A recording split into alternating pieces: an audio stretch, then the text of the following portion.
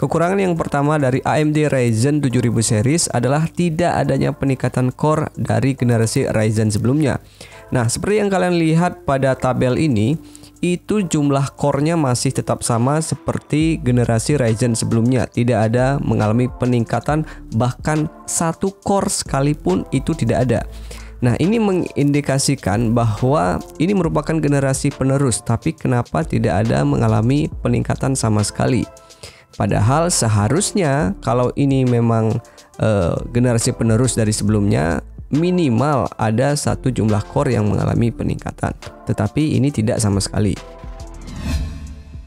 Kekurangan yang kedua yaitu boost clock-nya mengalami peningkatan yang menurut saya signifikan, tetapi belum tentu stabil. Kalau kita lihat di generasi Ryzen sebelumnya itu mengalami kestabilan, sehingga banyak orang yang memuji performa yang dimiliki boost clock dari Ryzen Zen 3. Nah, sedangkan ini dia sudah menggunakan Zen 4 dengan boost clock yang hampir menyentuh 6 GHz. Apakah ini tetap stabil atau jangan-jangan maksimal untuk boost clocknya memang tinggi, tetapi hanya beberapa milisecond saja, habis itu turun lagi dan stabilnya justru di bawah. Nah, ini tentu akan mengecewakan banyak orang yang menggunakan Ryzen 7000 series ini. Kekurangan yang ketiga menurut saya adalah bentuk dari prosesor Ryzen 7000 series yang justru agak aneh. Di sini ada lubang-lubang yang cukup banyak jumlahnya, dan pengalaman saya ketika menggunakan Ryzen generasi sebelumnya itu full, jadi covernya tidak ada lubang-lubang seperti ini, sehingga kalau kita meletakkan pasta prosesor dan kalau pasta prosesornya itu panas karena kita menghidupkan PC, otomatis dia akan mencair dan meleleh ke samping. Nah, kalau bentuk dari Ryzen 7000 series ini seperti ini, ada lubang-lubangnya, begitu pasta prosesornya meleleh, otomatis akan masuk ke lubang tersebut, dan ini akan membutuhkan effort yang lebih untuk maintenance dibandingkan dengan Ryzen sebelumnya. Makanya saya lebih suka bentuk dari Ryzen generasi sebelumnya dibandingkan Ryzen 7000 series ini, karena tentu akan sangat sulit sekali untuk membersihkan pasta prosesor, mesti harus membongkar cover dari prosesornya. Kekurangan yang keempat menurut saya adalah tidak mensupport RAM DDR4. Ini sangat mengecewakan sekali bagi sebagian orang, termasuk saya, karena untuk saat ini memori DDR5 itu harganya sangat mahal sekali, bahkan masih jarang ada di e-commerce. Kalaupun ada ya harganya tentu sebanding atau tidak bersahabat.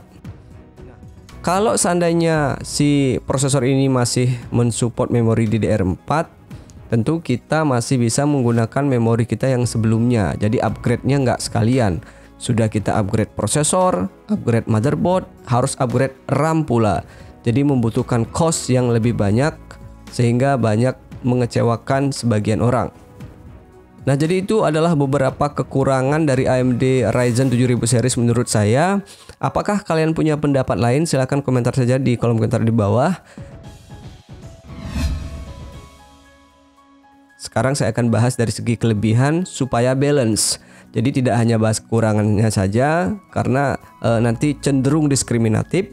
Jadi supaya balance, saya akan bahas kelebihannya juga. Nah, kelebihan yang pertama menurut saya adalah sudah menggunakan soket LGA.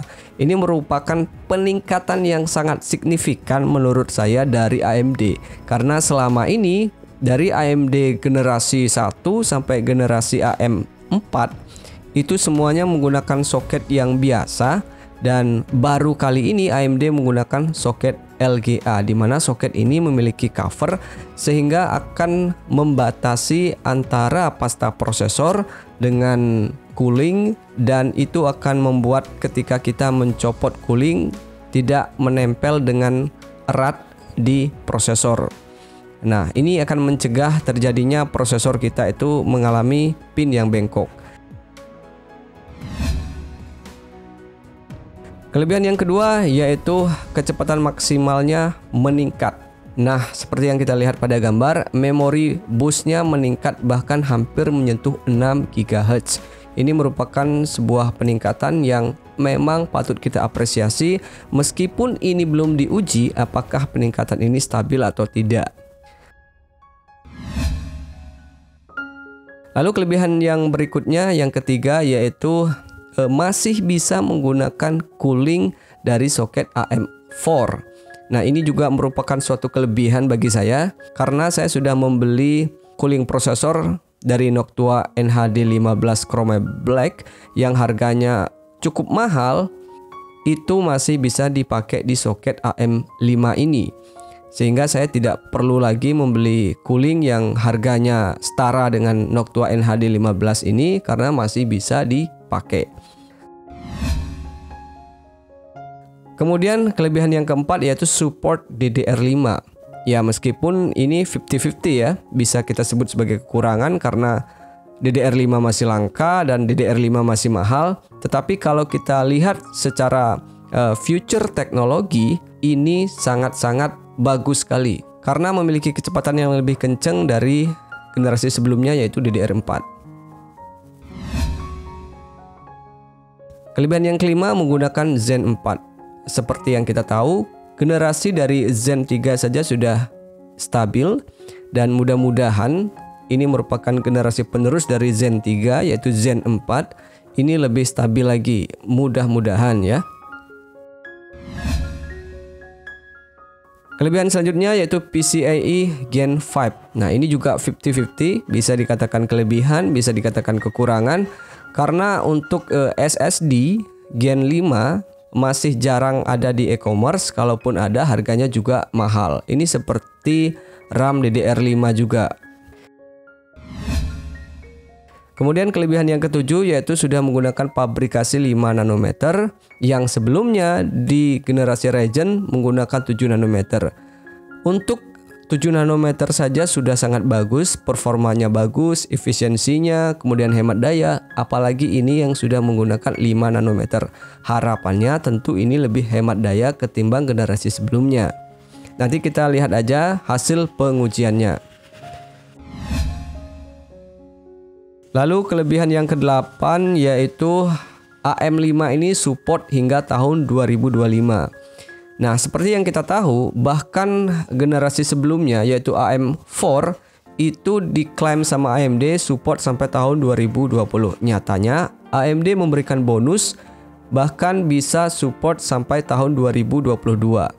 Mudah-mudahan AM5 ini yang diklaim AMD support sampai tahun 2025 bisa support sampai tahun 2027, mudah-mudahan ya. Nah, jadi itu dia rangkuman kekurangan dan kelebihan dari AMD Ryzen 7000 series dibandingkan dengan generasi sebelumnya. Kalau seandainya teman-teman yang menonton video ini punya pendapat lain, mari kita diskusi di kolom komentar. Ambil yang positif, buang yang negatif, like jika suka, dan kita ketemu lagi di video selanjutnya.